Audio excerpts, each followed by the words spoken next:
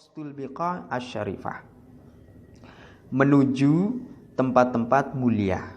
Ya, tempat-tempat mulia ini apakah sifatnya umum atau sifatnya terbatas? Tentu kita merujuk kembali kepada sabda Rasulullah Shallallahu Alaihi Wasallam, di mana di sana ada hadis Nabi yang terkadang ini sering disalahpahami ataupun disalahartikan, yaitu la tusyaddur rihalu illa ila salasati masajid.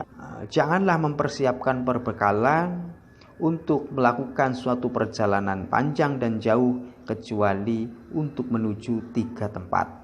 Yang dimaksud adalah Al-Masjidil Haram wa Masjidir Rasul wal Masjidil Aqsa. Rasulullah Shallallahu Alaihi Wasallam lewat lisan beliau, lewat dawuh beliau itu telah mewanti-wanti dengan sabdanya bahwa kita itu tidak diperbolehkan untuk mempersiapkan bekal dalam menempuh perjalanan yang panjang dan jauh kecuali untuk 3 tujuan masjid, yaitu Masjidil Haram, Masjid Rasul atau Masjid Nabawi atau Masjid Madinah, dan Masjidil Aqsa di Palestina. Kenapa beliau Rasul itu membatasi pada 3 masjid ini dan tidak memberikan satu tema umum kepada tempat-tempat mulia yang lain, semisal ziarah kepada makam para ulama ataupun yang lain sebagainya? Sebab di sini konteksnya adalah konteks ibadah, gitu ya. Dalam arti konteks ibadah, sebab hanya 3 masjid inilah yang memiliki keutamaan lebih. Dalam suatu hadis beliau bersabda an Abi Hurairah radhiyallahu taala anhu, "Salatun fi masjidi hadza khairun min alfi salatin fi ma siwahu illal masjidal haram." Salat di masjidku ini, yaitu Masjid Madinah, itu lebih baik dengan kelipatan 1000 kali salat di selain masjidku, kecuali sholat di Masjidil Haram.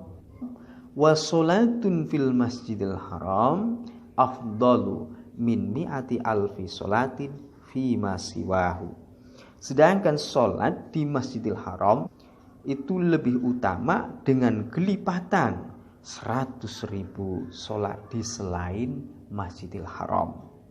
Jadi kalau kita mau hitung dengan hitungan matematiknya, kalau sholat di Masjidil Haram itu pahalanya 100.000 kali lipat. Kalau sholat di Masjid Nabawi pahalanya 1000 kali lipat. Kalau sholat di Masjidil Aqsa pahalanya 500 kali lipat. Begitu. Nah, ini yang dimaksud. Sehingga tatkala seseorang mempersiapkan bekal untuk perjalanan jauh, buat apa susah-susah? Tempatnya semisal di Kalisapu, kemudian dia mau sholat duhurnya di mana? Sholat duhurnya di semisal Masjid Agung Cilacap, itu kan terlalu jauh. Dia telah melewati beberapa masjid, banyak masjid, bahkan dia telah melewati banyak masjid demi hanya untuk melakukan sholat rotibah atau dia ingin melakukan sholat jamaah. Gitu. Ada berapa masjid yang telah dia lewati? Padahal sholat di Masjid Agung Cilacap dengan sholat di masjid semisal Kalisapu atau di masjid-masjid yang lain selain Masjid Agung Cilacap itu pahalanya sama saja. Kalau berjamaah dapat 27, kalau tidak jamaah ya dapat 1. Begitu saja, tidak ada perbedaan. Tapi seandainya kalau kita menggunakan hitungan matematis, kita telah mempersiapkan bekal dengan ibadah umroh ataupun haji, itu kan mahal ya. Tapi sebanding bahkan lebih besar dengan apa yang beliau Rasulullah Shallallahu Alaihi Wasallam sampaikan tentang apa? Keutamaan sholat di kedua atau ketiga masjid tersebut. Seseorang yang umrah ataupun yang haji, dia begitu, ada yang sampai ke Mekah dulu, ada yang ke Madinah dulu. Kalau dia sholat di Madinah satu waktu itu 1000 kali. Bayangkan kalau seandainya di Madinah itu selama semisal 1 minggu, sudah bisa dilipatkan sendiri. Kemudian dia ke Mekah. satu waktu. Bahkan ada yang mengatakan 1 rakaat. Satu waktu aja. Satu waktu dia sholat di Masjidil Haram, berapa itu? 100.000 kali lipat. Sekarang 100.000 kali lipat dikalikan 5, karena satu hari itu 5 waktu sholat. Belum yang lainnya, belum baca Qur'annya dan yang lain-lain sebagainya. Maka dengan modal yang besar semisal 25 juta, maka dia tidak mengalami rugi.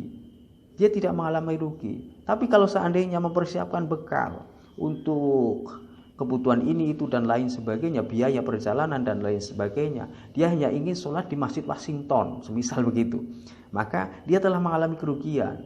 Sebab apa? Biayanya mahal, ke sana, sholat di sana pun tetap dapatnya berapa? 25, mentok 27 derajat.